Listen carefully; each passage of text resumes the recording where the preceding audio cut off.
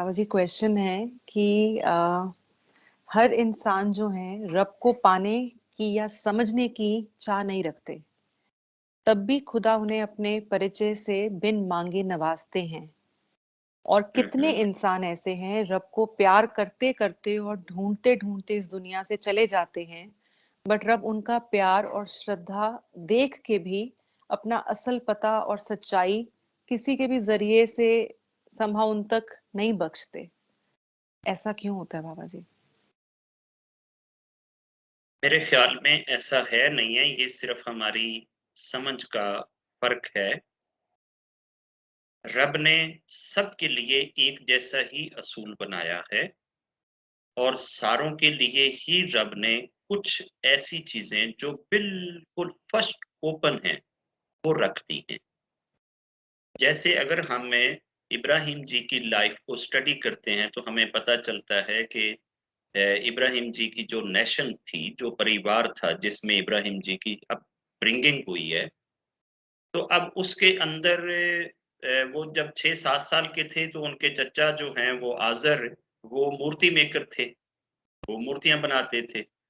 तो अब 7 साल के बच्चे को कौन-सी कोई फ़िलॉसफ़ी या कौन-सा कोई बड़ा धार्मिक नॉलेज या उसने बड़े कोई वेद ग्रंथ पढ़ लिए थे कि जो ये कहा जाए कि जी इब्राहिम जो है ना जी वो बड़े गॉड कनेक्टेड थे और बाकी जो हैं वो गॉड कनेक्टेड नहीं थे।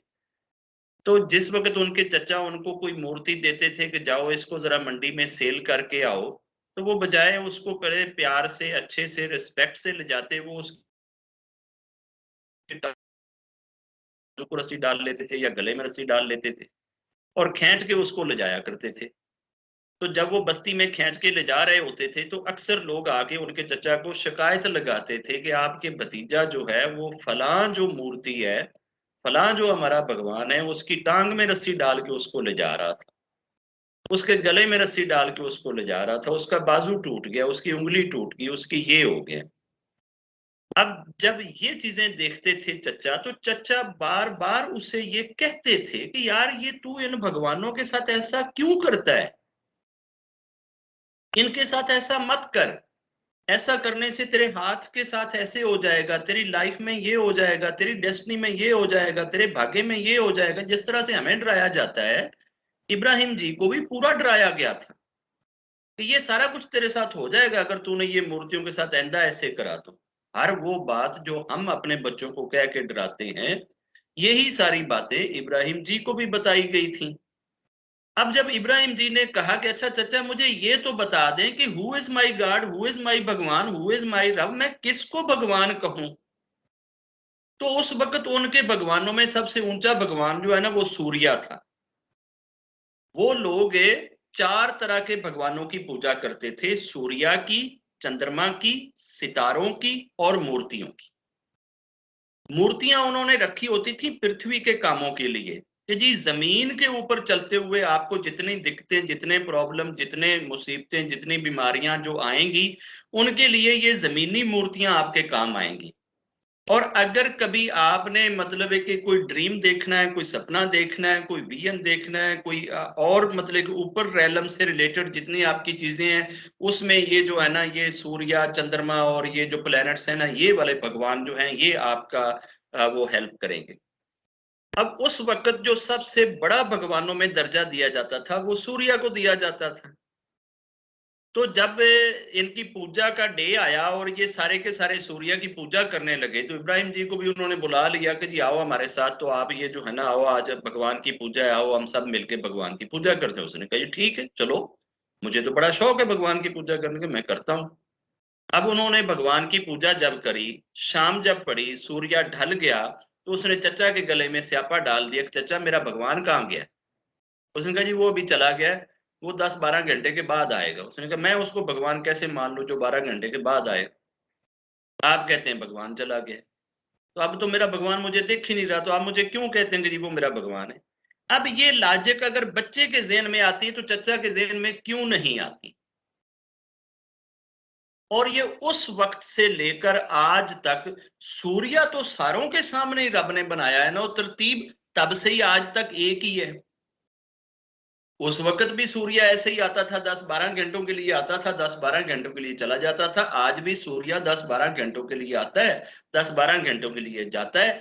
अब ये बंदे की अपनी वो सवाबदीद है, अपनी वो मर्जी है कि वो उस चीज को रिलेट कैसे करता है, वो उससे लॉजिक क्या लेता है, वो उससे मंतक क्या लेता है, उससे एनालिसिस क्या करता है। अब ये एनालिसिस तो नहीं कर करके रब ने उसको पकड़ाना। अगर रब ने एनालिसिस खुद ही करके पकड़ाना है तो फिर तो रब 2 थप्पड़ मार के भी बंदे को बिलीवर बना लेगा। फिर तो रब हर बंदे के सर पे वो जो है ना, वो एक पत्थर लटका के उसको बिलीवर बना लेगा। रब के पास बिलीवर बनाने के करोड़ों तरीके हैं। रब बंदे को लाजवाब करने के लिए करोड़ों चीजें ओपन करता है, मगर एक चीज भी मुंह से नहीं बोलती कि भैया ये चीज है, ताकि इंसान अपने उस माइंड को, अपनी उस अक्ल को जो वो आसमानों से लेकर पृथ्वी पे आया है, उस अक्ल को यूज करे। अगर इंसान भैंस हो ना, तो कभी रब उससे ये क्वेश्चन ना करे कि तूने मुझे माना क्यों नहीं, तू मेरी पूजा क्यों नहीं करता रहा, तू पाठ क्यों नहीं करता रहा, तूने जप क्यों नहीं करा। ये क्वेश्चन किसी भैंस से नहीं होएगा, ये क्वेश्चन किसी गौ माता से नहीं होएगा।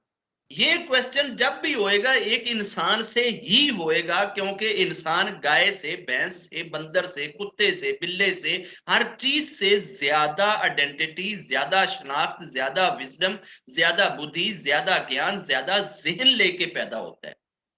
लॉजिक का जो एक कंसेप्ट है ये सिर्फ इंसानी जहन में उठता है, और इंसान के जहन की ग्रोथ, इन सारे जानवरों की ग्रोथ एक जगह पे आकर स्टिल हो जाती है। इंसान के जहन की ग्रोथ हमेशा अपर रेलम तक जाती है, ये कहीं स्टिल ही नहीं होती, ये चलती ही रहती है। फिर उन्होंने कहा जी आज चंद्रमा की पूजा करनी। उन्होंने कहा चलो ठीक है, सारा दिन उनके साथ चंद्रमा के साथ रहे, उनको भगवान कहते रहे। और जब सुबह जब सूरज निकला तो भाई चंद्रमा भी चले गए। उसने कहा जी चंद्रमा कहाँ गया। पूछा जी अब तो वो नहीं दिखेगा। उसने कहा मैं उसको खुदा क्यों कहूं, जो थोड़ी देर के लिए रहे और उसके बाद रहे ना। तो फिर प्लैनेट्स की बारी आ गई, सितारों की बारी आ गई। सितारे भी रात को दिखे और उसके बाद सुबह जब वो सितारे भी ना दिखे। तो एक एक चीज से अगर इब्राहिम जी ने इन सारों को भगवान कहना छोड़ दिया और इनको भगवान ना माना, तो वही लॉजिक आज हमारे दिमागों में क्यों नहीं चलती, क्यों नहीं हमें ये लॉजिक आती, हम इन चीजों से क्यों नहीं कहते। इब्राहिम ने आज से इतने हजारों साल पहले पुराने वक्तों में ये चीज एनालिसिस कर ली थी कि यार जो चीज हर वक्त ना रहे उसे खुदा होने का कोई राइट नहीं है। तो सूरज चूंकि 24 आवर नहीं रहता, चंद्रमा 24 आवर नहीं रहता, प्लैनेट्स 24 आवर नहीं रहते, जो हर पल मेरे साथ ना रहे, जो हर पल मेरी बात ना सुन सके, जो मेरी अरदासें ना ले सके, मैं उसको खुदा क्यों कहूं। लेकिन हम एमएससी भी कर लेते हैं, पीएचडी भी कर लेते हैं, बिजनेस में एमबीए भी कर लेते हैं, कंपनियां भी खोल लेते हैं, फैक्ट्रियां भी खोल लेते हैं, और जब आती है बारी भगवान की तो हम वहीं के वहीं खड़े होते हैं जहां इब्राहिम जी की नेशन खड़ी थी। नहीं जी ये सूर्या देव है, इसको तो मैंने सुबह जल चढ़ाना ही चढ़ाना। ये जी चंद्र देव है, इसके साथ तो मैंने जी ऐसे करना ही करना है। ये जी मेरा वो प्लेनेट मुश्तरी है, ये मेरा जुपिटर है, ये मेरा फलां देव है, ये मेरा फलां देव है, इसको तो मैंने यूं करना ही करना। तो हम खड़े तो वहीं के वहीं हैं। रब सारे के सारे इंसानों के लिए एक जैसी चीज ओपन करता है, और सारे इंसानों के लिए सैटर्न को भी एक जैसा छोड़ा हुआ है। सैटर्न भी कोई बंदा उधर जाके ये नहीं कह सकता कि मेरे ऊपर सैटर्न को आपने ज्यादा इख्तियार दिया था, और जो फलां बंदा था ना उस तक तो सैटर्न पहुंच ही नहीं सकता था। रब कहेगा तू झूठा है। जितनी लिबर्टी, जितनी आजादी, जितनी शक्ति उस लिबर्टी, उतनी ही आजादी उसे उस इंसान के ऊपर भी थी। उसको भी सैटर्न यही पट्टियां पढ़ाता था जो तुझे पढ़ाता है। तुझे ये पट्टियां बड़ी अच्छी लगती थी, तू सैटर्न की बातों पे बड़ा भाग भाग के चलता था, वो सैटर्न की बात सुनता नहीं था। तो जो भी शख्स कोई बिगड़ता है या रब से दूर भागता है, वो अपनी इस सोच, अपने इस अक्ल, अपने इस ज्ञान के बलबूते पे रब को छोड़ के दूसरी चीजों को रब बनाता है, रब नहीं कहता। और सैटर्न सारों के साथ एक जैसा करता है, वो किसी के साथ एक्स्ट्रा नहीं करता। अब रही बात कि हम ये कहें कि जी कुछ लोग बेचारे ऐसे ने जो सारी जिंदगी रब को ढूंढने की कोशिश करते हैं, मंदिर में 40-40 साल जो है ना वो बैठे रहते हैं, वो तो जनाब पुजारी बन के सारी जिंदगी मंदिर को दे देते हैं। वो तो जी हिमालय में चले जाते हैं, 20-20 साल उधर जप करते हैं, सरोवर में इतनी देर खड़े रहते हैं, वो तो बर्फों में नहाते हैं, तो फिर भी उनको खुदा क्यों नहीं मिलता? वो खुदा ही की तो तलाश में निकले नहीं होते। वो सब के सब जितने मंदिरों में बैठे हुए ये जो पुजारी हैं, जो लंबी लंबी पूजा करते हैं, 40-40 साल मंदिरों में बैठे रहते हैं, या 20-20 साल किसी सरोवर में खड़े रहते हैं, या हिमालय में चढ़े रहते हैं, या जंगलों में योगी बने रहते हैं, की तलाश में नहीं निकले हुए। ये गलत है कि इनको ये कहा जाए कि जनाब ये तो खुदा की तलाश में थे, तो खुदा इनको क्यों नहीं मिला? ये तो खुदा को पाना भी चाहते थे, मगर ये खुदा को पा क्यों नहीं सके? खुदा को पाने का सफर कहां से शुरू होएगा? लॉजिक से, दलील से, मंतिक से। इस सफर के लिए आपको किसी सरोवर में जाकर 400 दिन ठंडे पानी में खड़े होने की जरूरत नहीं है। इसके लिए महात्मा बुद्धा की तरह आपको भूखे मर के अपनी पसलियां निकालने की जरूरत नहीं है। इसके लिए आपको हिमालय के पहाड़ों के अंदर ठंडी बर्फों के ऊपर लेटने की जरूरत नहीं है। इसके लिए आपको पीपल के दरख्त के साथ उल्टा लटकने की जरूरत नहीं है। 40 साल तक जाके मूर्तियों के आगे मत्थे टेकने की जरूरत नहीं है। सिर्फ और सिर्फ अपने खोपड़ को यूज करें, अपनी विजडम को यूज करें, अपनी अक्ल को यूज करें जो रब ने आपको दे दी है। और अक्ल सारों की एक जैसा ही काम करती है। अब अक्ल तो बता रही है कि यार ये तो सूर्य वाकई चला जाता है, इसको खुदा नहीं होना चाहिए, मगर हम कहते हैं नहीं, नहीं यार, होना तो नहीं चाहिए, मगर इसके बगैर हमारा गुजारा भी नहीं। वो फलां ने ऐसे कहा था कि जी नहीं ये भगवान है, तो यार वो तो ऐसे तो नहीं मारता ना, उसकी वो जो है ना वो ऐसे तो नहीं कर रहा ना। हमें वो जो फलां फलां फलां दिखते हैं ना, उन सारे फलां को हम में मानने के लिए तैयार होते हैं, मगर हम रब के बंदों को और रब को मानने के लिए तैयार नहीं होते। दुनिया में जितने भी फिलोसफर्स बनते हैं, काउंसलर बनते हैं, साइंटिस्ट बनते हैं, किसी एक का जाके आप इंटरव्यू कर लें कि जी आपने ये साइकोलॉजी सीखने से पहले, साइकोलॉजी का मास्टर बनने से पहले किन किन की लाइफ आपने स्टडी करी है, तो वो जनाब बर्टन रसल और रोसो और जनाब मार्टिन और फलां कुछ 40 फिलासफर आपको वो गिनवा देगा कि जी इनकी मैंने लाइफ हिस्ट्री और इनकी टीचिंग्स, इनकी प्रीचिंग्स, इनके प्रिंसिपल्स, इनका जो इनकी खोज है वो मैंने सारी खोजी है। ठीक है जी, फलां की जी वो मैंने सारा पढ़ा है, फलां को जी वो मैंने सारा पढ़ा है, फलां को जी वो मैंने सारा पढ़ा है। अगर उनसे पूछा जाए कि क्या आपने प्रॉफेट मोहम्मद जी को पढ़ा है, तो वहां आके वो सारा हिला देंगे कि जी नहीं जी उनको नहीं पढ़ा। तो आपने पहले से ही डोर तो बंद करके रखा हुआ, दरवाजा तो बंद करके रखा हुआ ना, आपने हेट तो अपने अंदर पहले से ही पाली हुई है ना। आप उनको पढ़ने के बाद हेट कर सकते हैं तो जरूर करें, उनको जानने के बाद आप एतराज कर सकते हैं तो जरूर करें। उनकी भी तो शिक्षा को आप दूसरों की शिक्षा के बराबर ला के आप परखें ना कि यार किसकी शिक्षा जो है वो कंप्लीट है और किसकी इनकम्प्लीट है।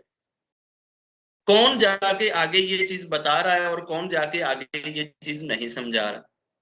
अब आज ये कोई 10-20 या 40 सालों से इंसान जो है उसको जब ये अल्ट्रासाउंड और टेक्नोलॉजी और स्पर्म्स की वो माइक्रोबायोलॉजी और माइक्रो केमिस्ट्री बायोलॉजी की जो ब्रांचेस अब बनी हैं, अब जाके इंसान की जो क्रिएशन है उसके जो क्रिएशनल प्रोसेस हैं वो तो अब इंसान ने स्टडी करे हैं और कहा है कि जी इंसान जो है वो पहले जो है ना वो एक खून का लोथड़ा बनता है, फिर वो जनाब गोश्त बनता है, फिर उसमें हड्डी पैदा होती है, फिर इतनी देर तक वो ये रहता है, फिर उसके बाद उसके बॉडी ऑर्गन्स बनते हैं, फिर उसमें आत्मा आती है और उसके बाद इतनी देर में ये डिलीवरी होती है।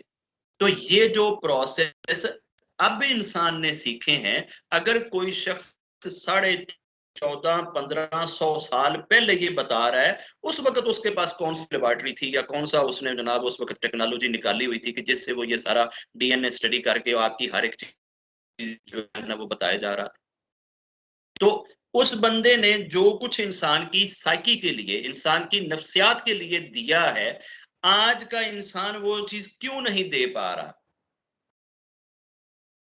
आज सारी दुनिया के इंसान जो इतना पढ़ लिख गए हैं, इसके बावजूद जब ये कोई चीज हजारों लाखों करोड़ों अरबों खरबों डॉलर खर्च करके एक चीज निकालते हैं तो पता लगता है कि यार वो तो फलां बंदे ने तो वो तो इतने वर्ष पहले ही बता दी थी।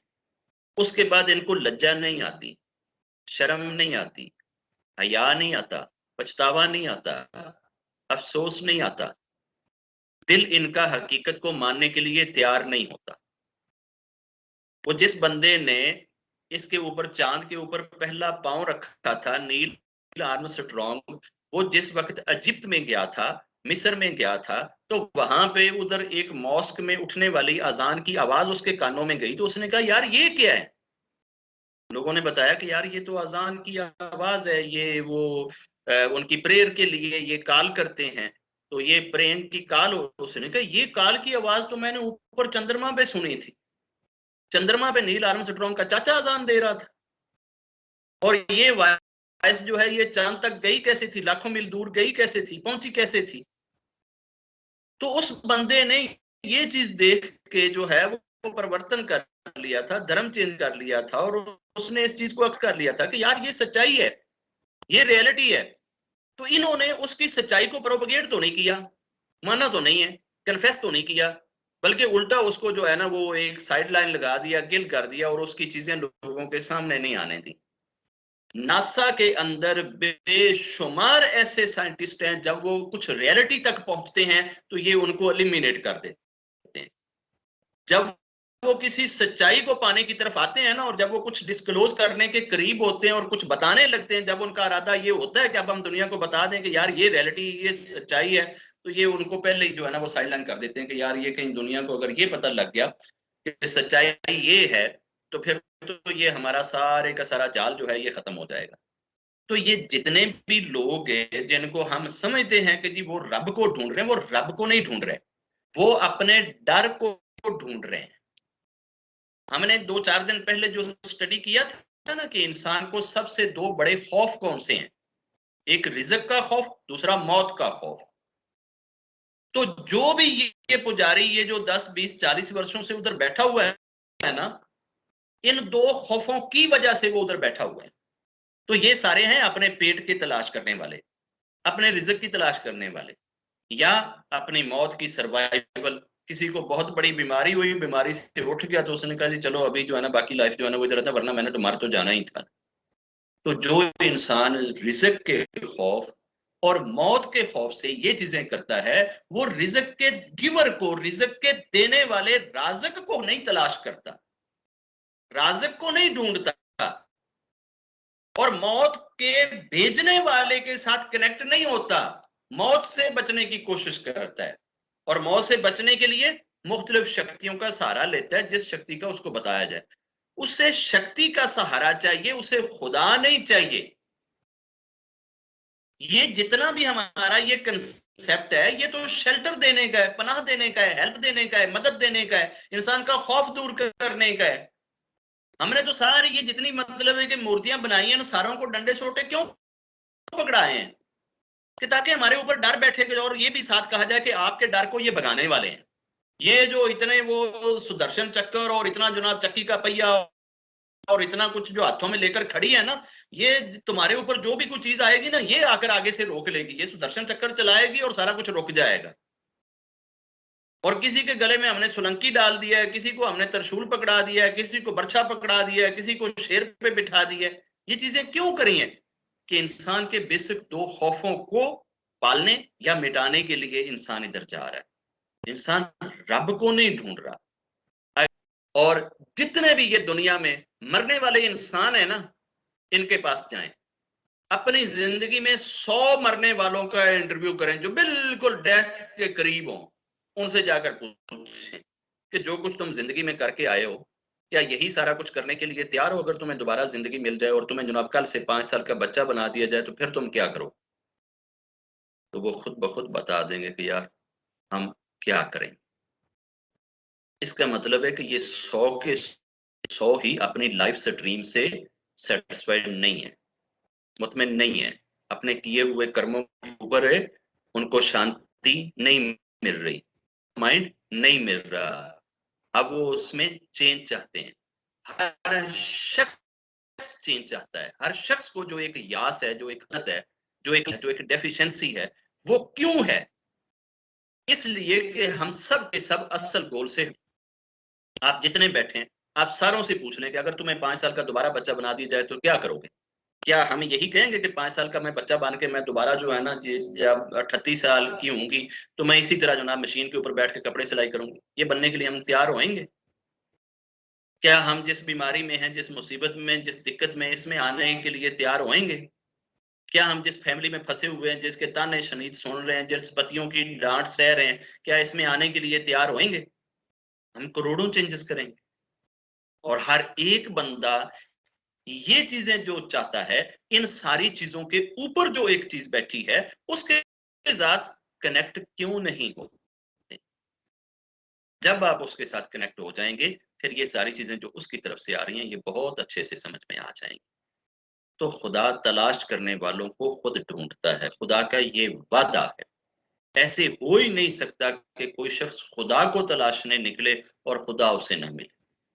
खुदा बंदे से ये कहता है कि तू अगर मुझे ज़मीन के ऊपर याद करेगा ना, तो तू तो पृथ्वी पे बैठ के याद करेगा ना, मैं तुझे आकाश पे बैठ के याद करूँ।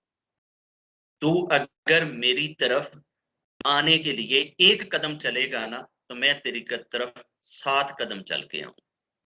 तू अगर मेरी तरफ दौड़ कर आएगा ना, तो मैं तेरी तरफ भाग कर आऊँगा। तू अगर मेरा बनना चाहेगा ना, तो मैं तुझे जप्फी में ले लूँगा। रब तो बंदे से आगे खड़ा होता है, वो बंदे से पीछे नहीं खड़ा होता और बंदे जैसी उसका एटीट्यूड या बंदे जैसा उसका बिहेवियर नहीं है कि वो बंदे जैसा इंसान के साथ बिहेव करे। रब का जो बिहेव है वो शहंशाहों के शहंशाह जैसा है बिहेव है। वो ਸਾਰੇ ਲੱਜਪਾਲੋਂ का ਲੱਜਪਾਲ ਹੈ। ਸਾਨੂੰ ਤੇ ਐਡਾ ਕੋ ਨਾਖਣ ਜਿੱਡਾ ਗੁਰੂ ਲੱਭ ਜਾਵੇ ਤੇ ਅਸੀਂ ਉਹਨੂੰ ਆਕਾਸ਼ ਨਾਲ ਲਾ ਦਿੰਨੇ ਕਿ ਐਡਾ ਲੱਜਪਾਲੂ ਲੱਭ ਗਿਆ, ਐਡਾ ਲੱਜਪਾਲੂ ਲੱਭ ਗਿਆ ਤੇ ਉੱਥੇ ਤੇ ਉਹ ਲੱਜਪਾਲੂ ਦਾ ਤੇ ਕਿਧਰੇ ਨਾਮ ਹੀ ਨਹੀਂ ਆਣਾ। ਰੱਬ ਦੇ ਦਰਬਾਰ ਦੇ ਸਾਹਮਣੇ ਉਹ ਐਡਾ ਵੱਡਾ ਲੱਜਪਾਲ ਹੈ।